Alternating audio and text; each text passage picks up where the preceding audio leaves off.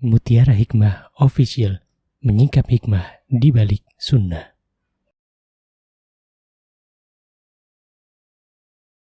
Salurkan donasi terbaik Anda untuk mendukung dakwah Mutiara Hikmah Official.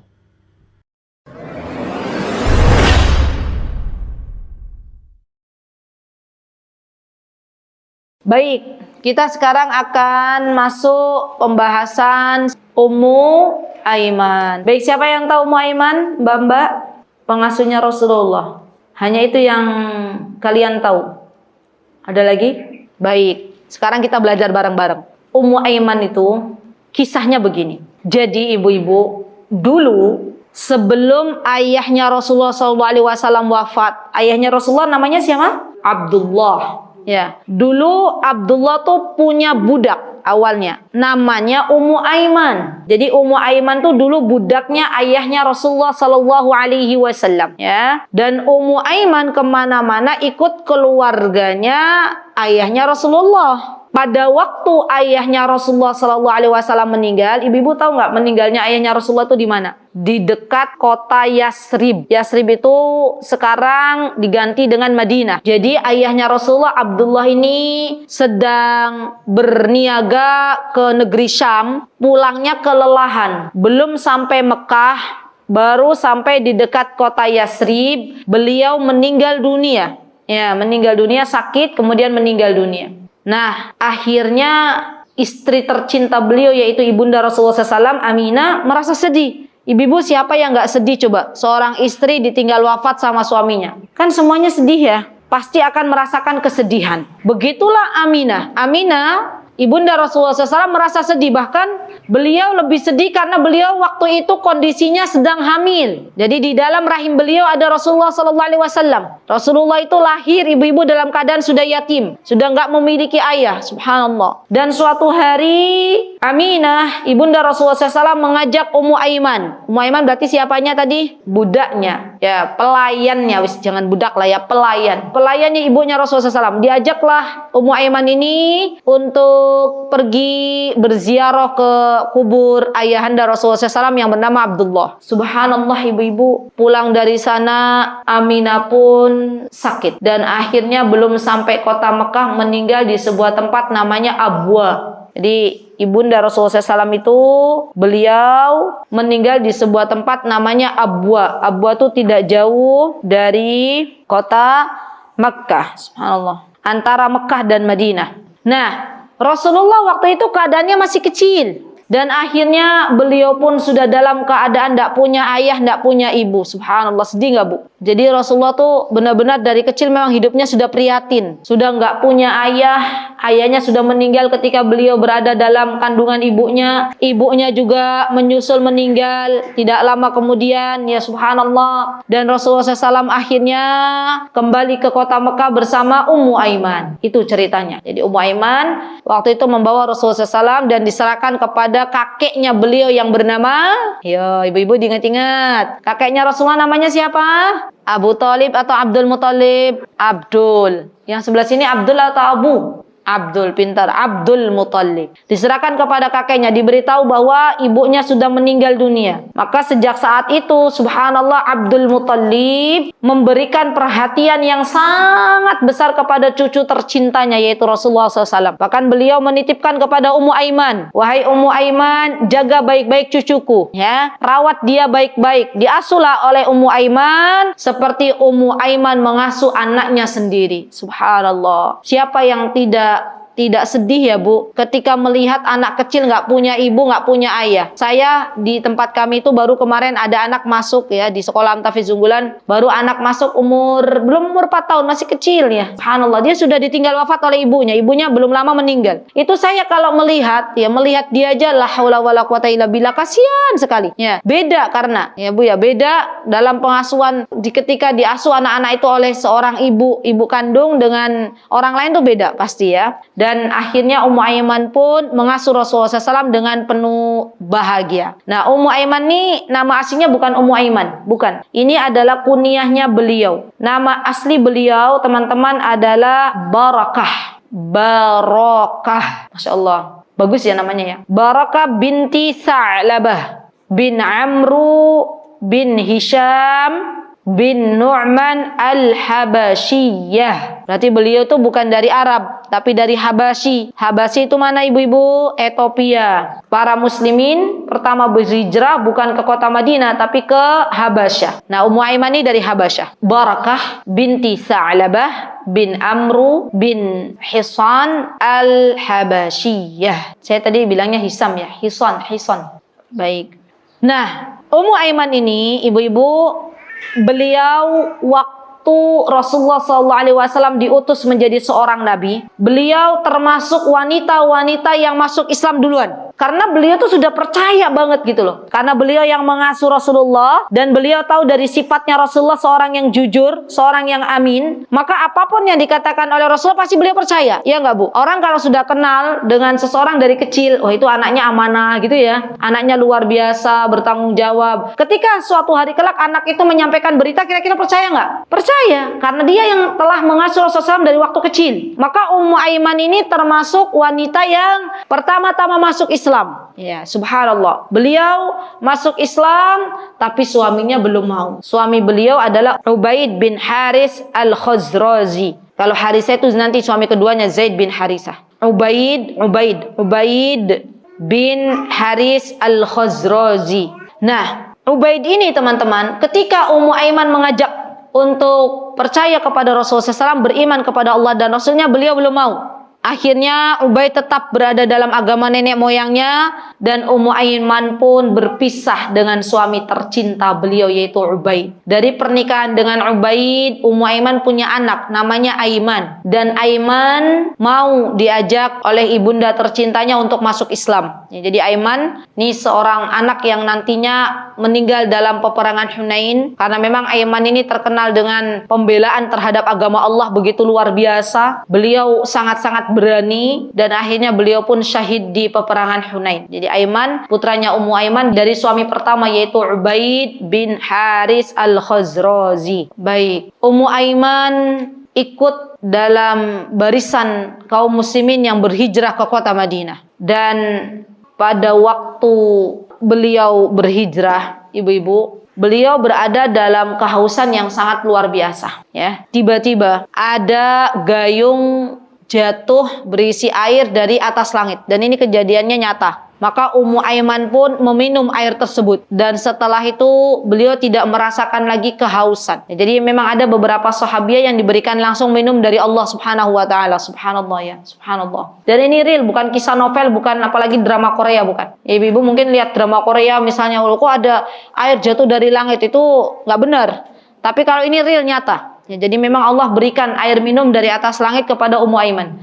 Dan Ummu Aiman meminumnya, setelah itu tidak ada kehausan yang sangat luar biasa. Baik, ketika Ummu Aiman, teman-teman, beliau berhijrah, maka beliau pun menikah dengan laki-laki muslim. Namanya Zaid bin Harithah. Nanti kita akan tahu siapa Zaid bin Harithah dan dari Zaid itu punya anak siapa. Zaid bin Harithah ini adalah budaknya Khadijah, dan Rasulullah SAW akhirnya meminta kepada Khadijah, meminta izin untuk memerdekakan Zaid dan dinikahkan dengan Ummu Aiman. Ya. Dan Ummu Aiman berarti pada waktu itu pelayannya Rasulullah SAW, budaknya Rasulullah SAW, dan Rasulullah SAW memerdekakan Ummu Aiman. Kemudian Zaid bin Harithah juga dimerdekakan, dinikahkanlah Zaid bin Harithah dengan Ummu Aiman. Subhanallah. Jadi Ummu Aiman ini memiliki suami yang kedua yang bernama Zaid bin Harithah. Dan Zaid bin Harithah ini, subhanallah, adalah seorang sahabi yang memiliki jasa yang besar ya pada ibunda Khadijah radhiyallahu anha. Karena memang beliau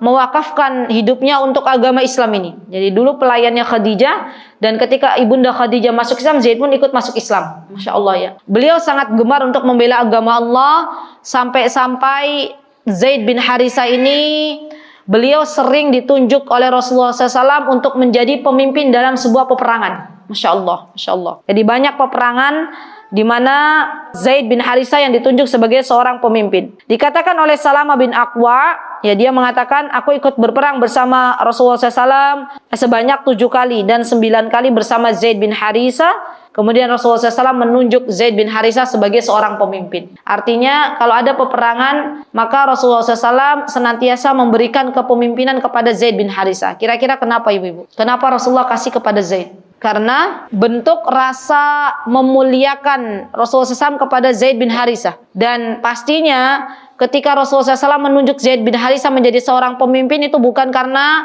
hanya dari hawa nafsu beliau, tapi dari wahyu. Ya, wahyu yang mana memberitahukan Rasulullah SAW untuk menunjuk Zaid bin Harisah ini menjadi seorang pemimpin. Dan ternyata betul ibu-ibu, dalam beberapa peperangan Zaid bin Harisah ini ketika menjadi seorang pemimpin, peperangannya menang.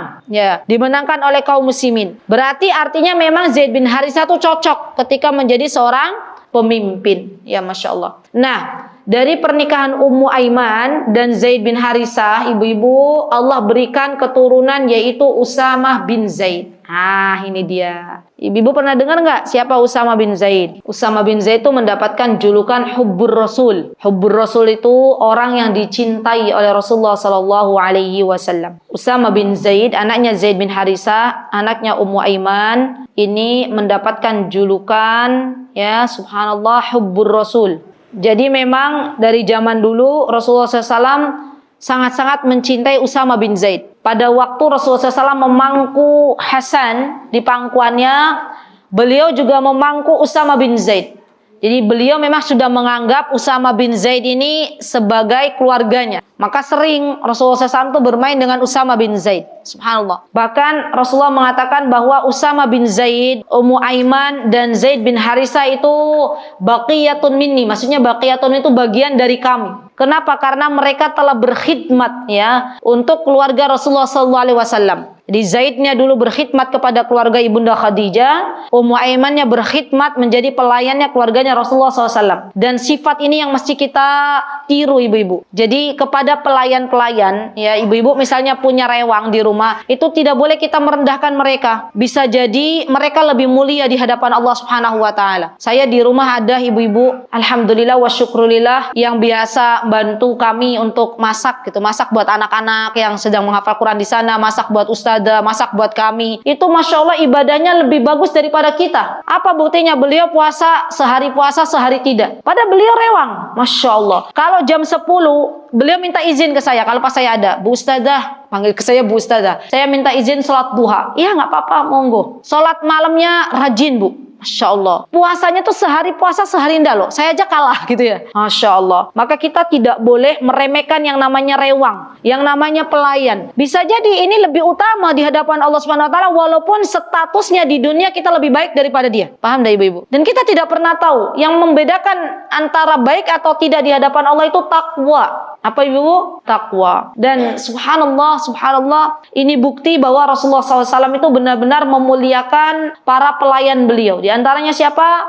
Ummu Aiman dan Zaid bin Harisah. Nah, Usamah bin Zaid, putranya Ummu Aiman, putranya Zaid bin Harisah, itu sudah dianggap keluarga besar oleh Rasulullah SAW. Bahkan Aimannya, Aiman itu berarti putranya Ummu Aiman yang pertama, itu juga sama. Rasulullah sering memuliakan Aiman. Bahkan Aiman ini suatu hari beliau ikut berperang dalam peperangan Hunain, ibu-ibu. Kemudian beliau tahu apa yang harus dilakukan ya kepada Rasulullah SAW, maka Aiman benar-benar membela Rasulullah SAW, berjihad dengan totalitas dan beliau menemui syahidnya di sana. Ya, ketika dikabarkan kepada Ummu Aiman, maka Ummu Aiman pun menerima dengan penuh kesabaran. Nah, Aiman sudah dipanggil oleh Allah Subhanahu wa taala. Kemudian menyusul selanjutnya adalah suami tercinta beliau yaitu Zaid bin Harisah. Jadi Zaid bin Harisah juga meninggal dalam peperangan yang bernama peperangan Mu'tah. Jadi dulu pada waktu Zaid bin Harisah ini akan pergi ke peperangan Mu'tah, pada waktu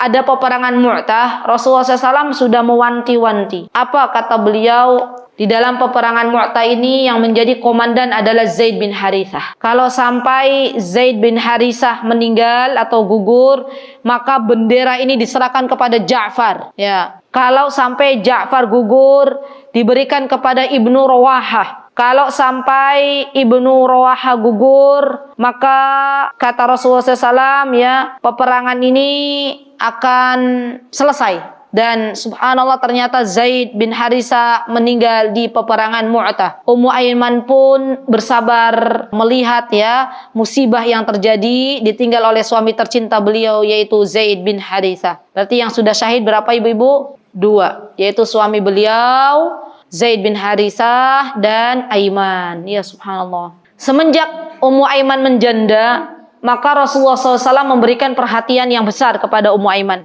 Ya, tidaklah ada ghanimah dibagi kecuali Rasulullah bertanya, adakah bagian untuk Ummu Aiman? Gitu ya, Masya Allah. Jadi beliau memang subhanallah perhatian banget kepada Ummu Aiman dan kepada putra beliau. Siapa putra beliau? Usama bin Zaid. Ya, Usama bin Zaid itu sangat-sangat diperhatikan oleh Rasulullah Sallallahu Alaihi Wasallam. Bahkan Rasulullah SAW pernah menyebutkan Ummu Aiman adalah ibuku setelah ibu kandungku. Ya, karena memang yang mengasuh Rasulullah SAW sejak ibunya meninggal adalah Ummu Aiman, Masya Allah. Dan beliau pun mengasuh Rasulullah SAW dengan penuh totalitas. Bu, anak kecil itu nggak bisa kita pura-pura ke anak kecil, nggak bisa. Dia itu polos.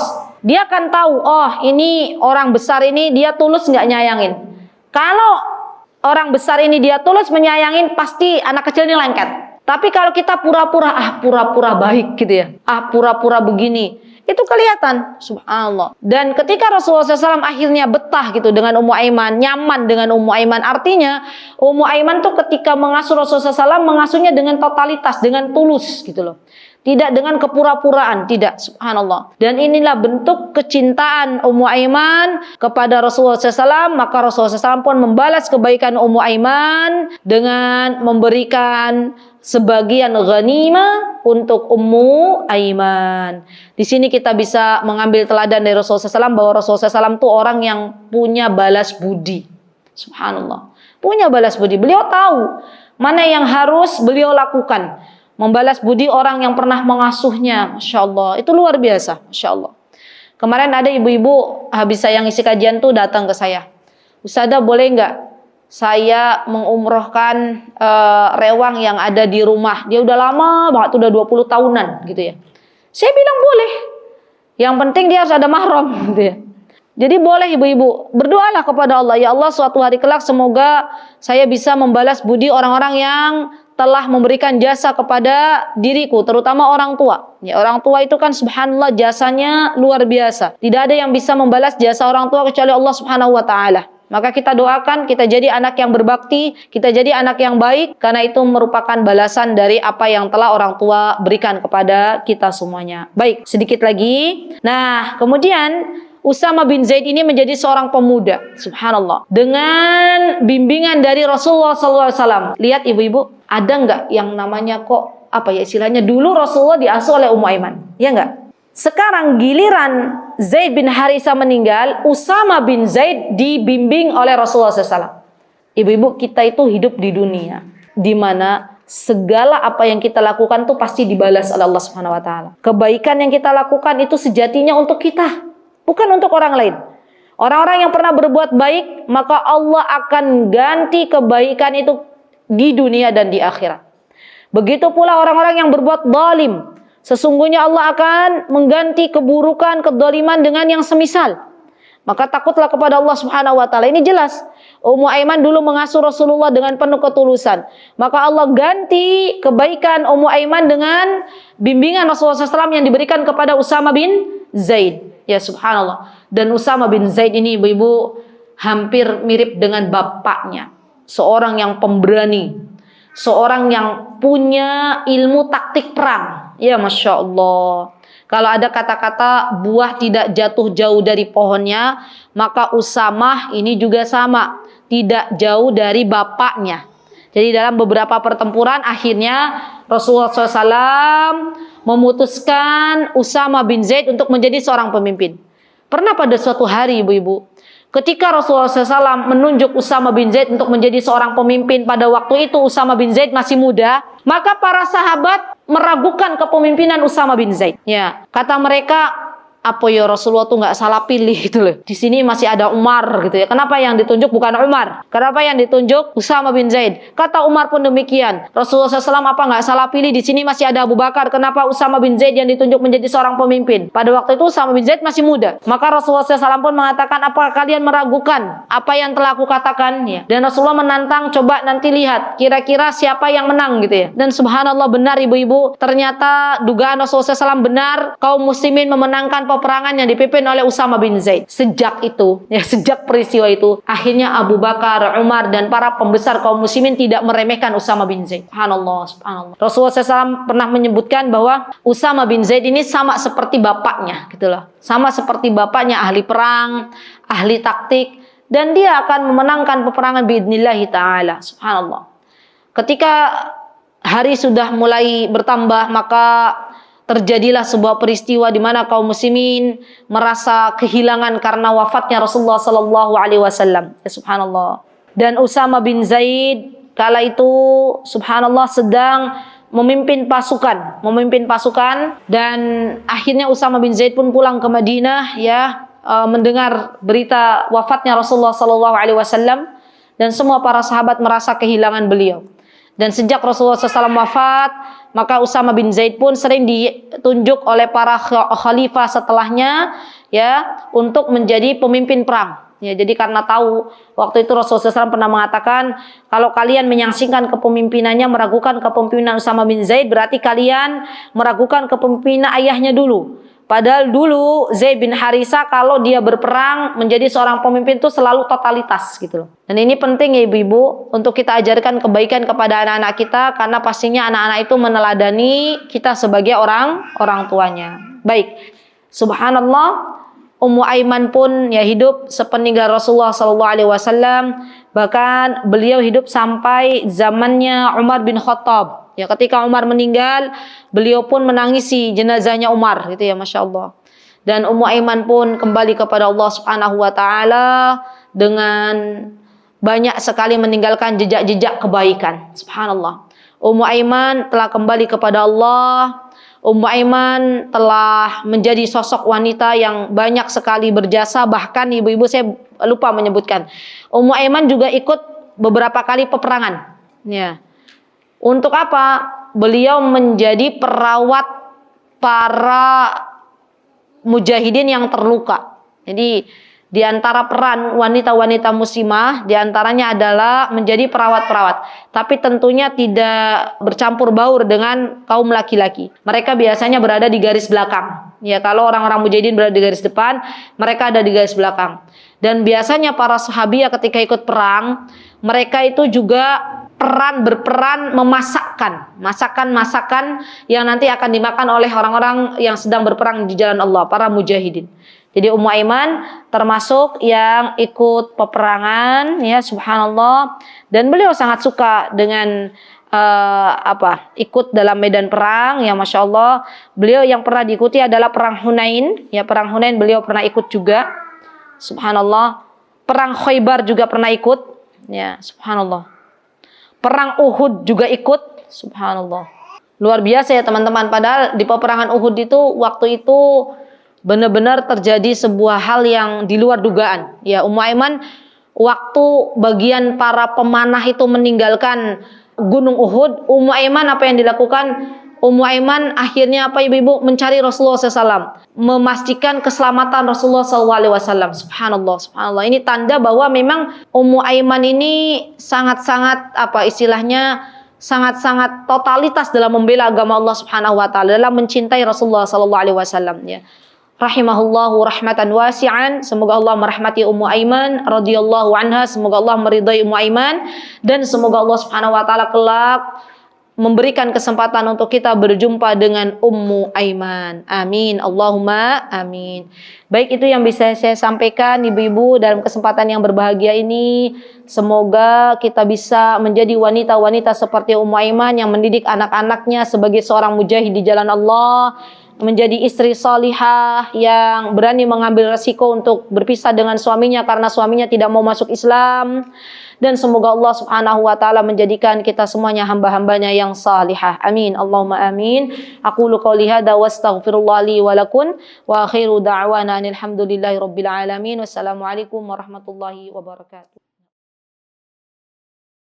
Mutiara Hikmah Official, menyingkap hikmah di balik sunnah.